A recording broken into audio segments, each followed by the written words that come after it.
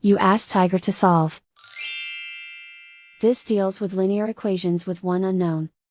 The final result is b equals -1/4. Let's solve it step by step. Swap sides. Group all constants on the right side of the equation. Add 27/4 to both sides. Group like terms. Combine the fractions.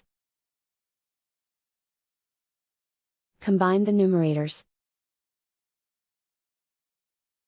Reduce the zero numerator. Simplify the arithmetic.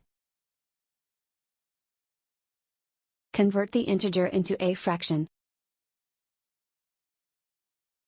Combine the fractions. Combine the numerators.